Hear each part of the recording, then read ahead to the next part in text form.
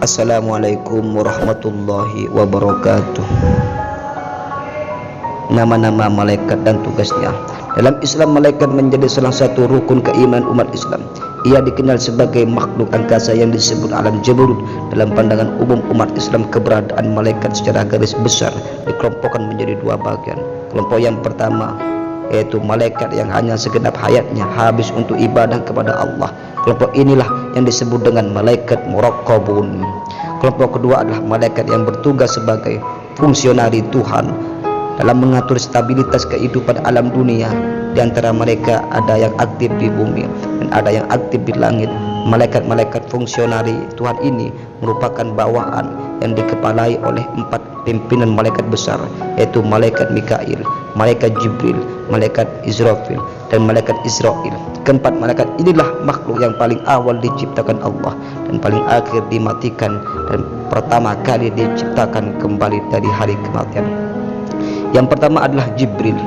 Dalam surah At-Takwir ayat 19, Allah menyebut 7 predikat kedudukan yang dimiliki Jibril, yakni Jibril sebagai utusan di antara para malaikat, sebagai malaikat yang memiliki kedudukan mulia Al-Karim, sebagai makhluk kuat yang mampu menandingi kekuatan syaitan yang hendak merusak Al-Quran, memiliki keberadaan derajat agung di sisi Allah, memiliki tempat istimewa dan luhur Al-Makin sebagai figur yang ditaati, pemimpin di antara para malaikat muraqabun, dan sebagai sosok terpercaya Al-Amin dalam tugas sebagai mediator penyampai wahyu antara Allah dan Rasulnya. Yang kedua adalah malaikat Mikail. Di samping Mikail sebagai salah satu dari pembesar-pembesarnya malaikat, ia juga memiliki tugas sebagai pengatur rezeki seluruh makhluk yang meliputi pengaturan curah hujan dan tumbuh-tumbuhan. Ia juga berkedudukan sebagai patih Rasulullah dari penghuni langit. Dalam sebuah hadis Nabi Muhammad SAW bersabda, sesungguhnya aku memiliki 2 patih dari golongan langit, 2 patih dari penghuni bumi, 2 patih dari ahli langit itu adalah malaikat Jibril dan malaikat Mikail. Sedangkan 2 patihku dari ahli bumi itu adalah Sayyidina Abu Bakar dan Sayyidina Umar bin Khattab, lantaran sebagai patih Nabi Muhammad. Inilah ketika peristiwa perang Uhud, keduanya turut berperang di samping beliau yang dilukiskan oleh Sa'id bin Abi Waqqas sebagai 2 laki-laki yang berpakaian putih bersih yang berperang pilih tanding di kanan kiri. Yang ketiga adalah malaikat Israfil. Ia termasuk barisan-barisan pembesar malaikat. Ia diberi tugas meniup sangkala kematian dan kebangkitan. Terjadi berbeda pendapat seputar berapa kali malaikat Israfil meniup trompet. Tiupan pertama mengakibatkan kematian global dan berakhirnya kehidupan.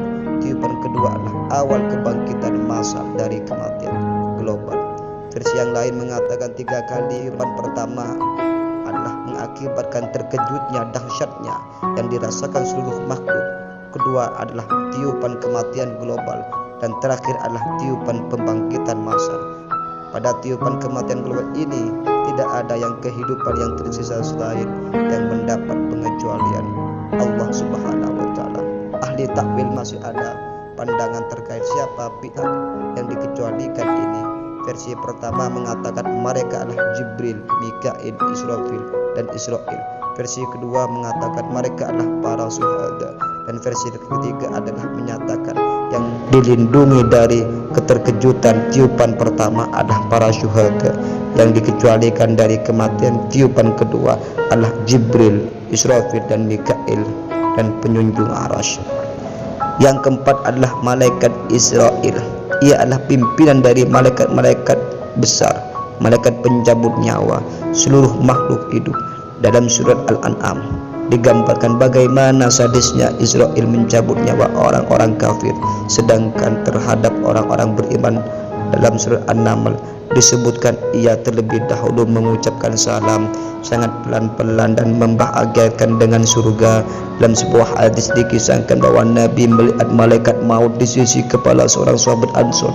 Beliau berkata kepada malaikat maut pelan-pelan terhadap sahabatku ini, dia seorang mukmin melainkan mukmin. Iya Muhammad, aku melakukan kepada setiap mukmin dengan lembut, kata malaikat maut.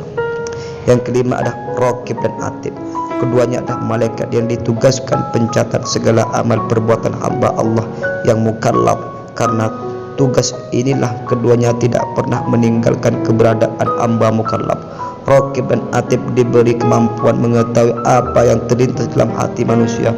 Oleh karena itu Allah berfirman kepada keduanya, bila hambaku hendak melakukan keburukan, janganlah keadaan cepat sebagai dosa sebelum ia melakukan, dan bila melakukan maka catatlah setara dengan keburukannya itu. Bila ia mengurungkan niatnya karena aku, maka catatlah sebagai satu kebaikan.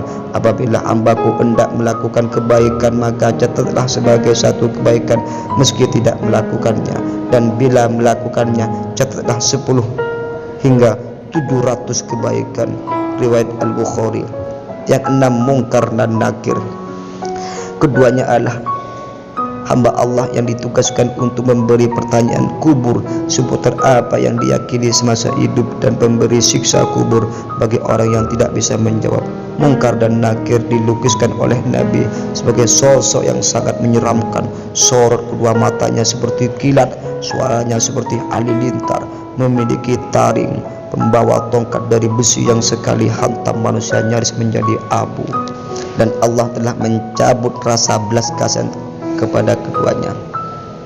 Malaikat Ridwan, ia dipasrahi oleh Allah berada di gerbang surga untuk menyambut kehadiran hamba-hamba Allah yang beriman memasuki surga dengan ucapan salam dan penuh penghormatan. Hal ini dijelaskan Allah dalam surat Az-Zumar ayat 73. Dalam sebuah hadis Nabi Muhammad SAW bersabda, aku berada di pintu surga dan hendak membukanya. Lalu penjaga berkata, siapa? Aku menjawab, Muhammad. Penjaga itu berkata, untukmu aku utus agar tidak membukanya kepada seorang pun sebelum engkau, wahai Muhammad. Yang terakhir adalah malaikat Malik. Ia dipilih Allah sebagai pimpinan malaikat Zabaniyah, yakni malaikat yang bertugas sebagai penjaga neraka.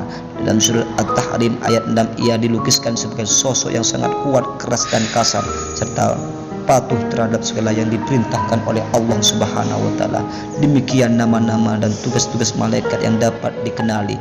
Di luar itu masih banyak malaikat dengan tugas-tugas kompleks seperti malaikat Al-A'la, malaikat Muraqabun, malaikat yang ditugaskan pembentuk janin dan lain-lain. Wallahu a'lam bishawab. Al-Fatihah.